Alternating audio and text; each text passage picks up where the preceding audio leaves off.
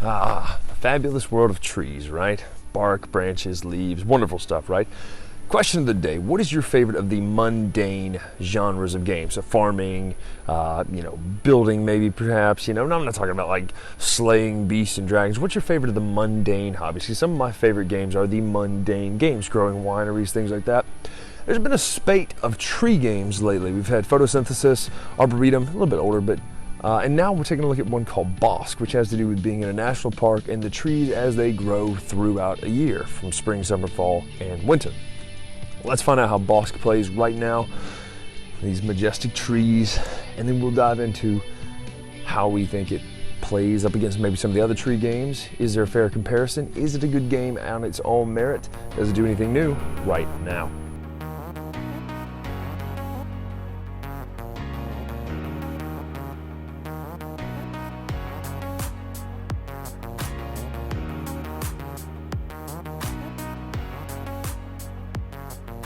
Alright, so let's find out what's happening with Bosk, which, let's face it, if you're familiar with even a minute of my work here on the Dice Tower, you knew there was no way I was going to avoid making that reference to that terrible, terrible Mark Wahlberg movie. Great actor, proved his chops in The Departed, but man, that movie was terrible.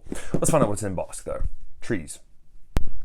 For clarity's sake, we're just going to show you with the big tiles facing up. There are two sides of this board. This is the 2-player version. There's a 3-player version and a 4-player version, all on the same board. The back shows it's got smaller tiles, but they're blocked out by a white circle or a white ring for the ones you can play with on 3-player mode. But just for now, we'll take a look at the 2-player mode. These are all the sections of the map that have to do with the second half of the year, these different colorful sections. Everybody gets a set of wooden leaves. These will come in the second half of the year. You also get a set of trees that are nice, good-looking trees. They're these cardboard trees that stand up on the board. When you place trees, they're going to go on intersections of lines. So any two lines is where you're going to put those, where they intersect, not in a space. The spaces are, in fact, for the leaves. So your board's going to fill up, and you're eventually going to have a whole bunch of trees out here of different colors, depending on how many people you're playing. Obviously, we're playing 2 players, so you're going to have trees of different colors out here.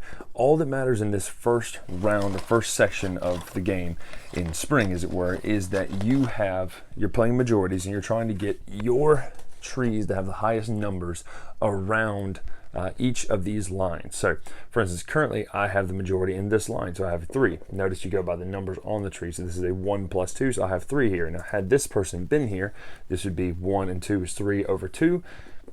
You do score first place and second place. You don't score as much for first place unless you have it completely. So if I had this out and out by myself, this would be more points. You keep track on the score tracker over here. Here's what I love. Check this out. Score tracker can snake, or for those who don't like snakes tracks, you can just go up and up and up, just like that. I love games that give you that variety.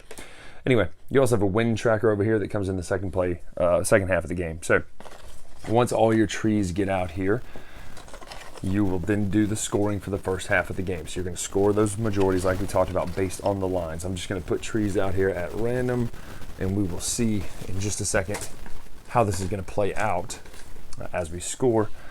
I'm not going to go through and score everyone, but I just want you to see what happens next, because the second phase starts with these trees all being on the board, and then your whole point is the trees are going through an entire year of a life cycle. So they're putting up new growth, new leaf growth.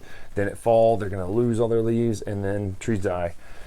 And they rinse and repeat, basically. But what's going to happen is you'll score this. So the person will go around. You'll score this line, then this line, then this line, then this line, then this line, this one, then these. So you score them both directions. So it is kind of neat because you can have a really terrible line this way that's amazing that way. That was a bad example to use because this is actually a really great line that way and that way. Anyway, you score your points there. Then you start the second phase of the game. Everyone gets these leaf tokens here. These tell you how many leaves that you're going to drop each round. You get to choose which one you're going to pick, so there's some strategery there. Each phase, the wind is going to blow a different direction. So this first 4 phases, you know which trees are going to be picked. They're going to be number 1s, the number 2s, the number 3s, and the number 4s. You get to tell which way the wind is going to go. However, the person who is, I believe, in last place gets to pick the direction of the wind here. So it could be up here, it could be here, it could be here. Wherever you do choose, that's where it stays for the rest of the game, because notice it's up, then right, then down, then left. So depending on where you are on the board, that changes things. And what does that matter? Why do you need to know which way the trees are going to go? I'm going to tip these just this way for just a second so you can kind of see.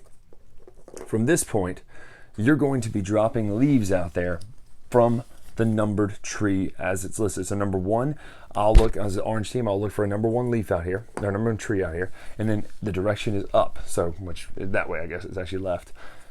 You'll then pick which leaf you want to use. So currently I've only got these few spaces to go to.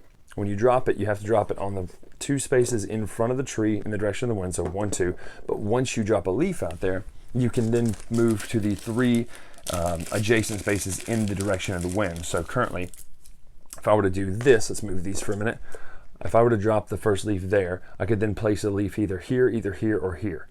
So unfortunately, with it being 1 in this direction, I can only play 2 leaves because I'm at the edge of the board. Now, had I picked my other one, which would be this one, I could then play, you know, higher number 1. Let's just say I did 6. So I do 1, 2, 3, 4. So I'm still have too many here for what I'm using. But why would you play more when you can't play them? Well, if you're going to put your leaf on top of someone else's leaf, it costs you, not including your own, a leaf per leaf that's already there. So if 2 colors are there, it's going to cost you 3 leaves to do it.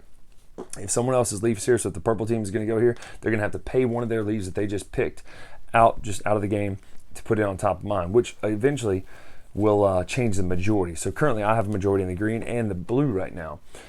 Once all this gets filled up, you're going to score the majorities for the different areas. Whoever has the most leaves showing in each section gets points based on the rubric for that. You do have a squirrel token as well. The squirrel token is pretty neat because you just will place it on top of a section of leaves and it cannot be covered, whether it's yours or theirs. Either way, it can't be covered, so it means that you're going to score that space for you. By the way, these are screen printed, they look good.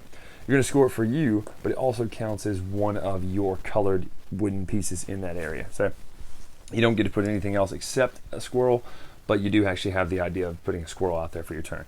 You're going to do that until all 8 trees are placed. Whichever tree you choose to use in the leaf phase, so for my 1, I would have to pull it off the board then. Because what's going to happen here, just the 1 actually, what's going to happen is in the second section, you're going to choose based on the numbers. So you might choose 2 this time, then 3, then 1, then 4.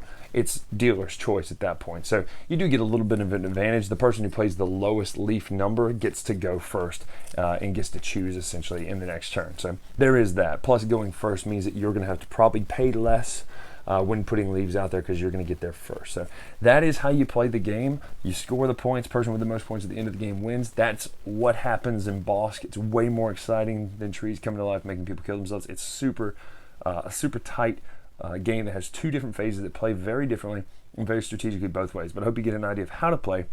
Let's come up and talk about what we think about it right now. So that's Bosk. In a sense, I really like this game. It's one of my favorite tree games out there. Now you say there's not that many tree games out there. That's true. But of the tree games, I really enjoy it because it does one thing very different than most games in general right now, is that it does have 4 phases, 4 rounds, if you will. All 4 of those are very different. And what you do in the even number rounds or the odd number rounds matters for each other. For instance, you score points for where you place your trees in the spring phase, right? I love that. I think that's fantastic. How you place them. If you're the only one in this line, you get more points, or if you have the most number in this line, you get more points. That is a fantastic idea. And as you go around the board and score in summer, really neat how that's done with majorities in the lines. And then it transfers, it shifts, it totally changes into a different type of game in which you're strategically placing your leaves out there, area placement style. And I think that's a fantastic idea, that it shifts how you play and how you think about it. But it's important where you put your trees in the first place, which is cool because it actually uses some congruity and continuity between the 2 phases, even though they're very different. And that to me is an absolute win. The fact that you have 4 phases in this, well, 2 of them are scoring phases, but they score differently. 4 phases total, and they both dramatically play different. Yes, they're both majorities, but one is actual area control, and one is more about strategically aligning yourself to have the most numbers on a line, both this way and this way. So you have to kind of play it across in a grid, more like an abstract game. Whereas the other phase is all about just owning that area and maybe playing on top of someone else. Is it worth playing your 8 leaf so that you can get more leaves out there so you can build on top of someone just to get 3 or 4 out there of your own using your squirrel, right? So Bosk to me is a fantastic game. I love how simple it is to teach. The rules are not complex, yet you can get people to understand, hey, you're trying to have the most in these two areas. You're trying to get the most points from this, how you place your trees and how you place your leaves. The only tricky part is getting people to understand that which way the leaves are going to blow and to prepare ahead of time and pick the right numbers ahead of time for that. So Bosk is a major win for us. This is one of just a really standout game of the year. It's a very, very, very good game. If you like Euros, if you like majorities games, definitely check out Bosk because it plays very quickly. It's a fast playing game, but man is it good. I love Bosk, can't say enough good things about it. Make sure to check out Bosk. It's from Floodgate, here in the States at least.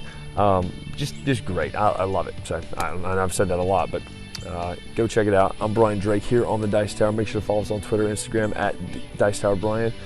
And until next time, we'll see you. Go outside, enjoy the trees, or something pretentious like that. Thanks so much for watching another Dice Tower video. If you enjoy our videos, subscribe to the channel for more fun, comprehensive board game coverage. Also, consider joining us at one of our events.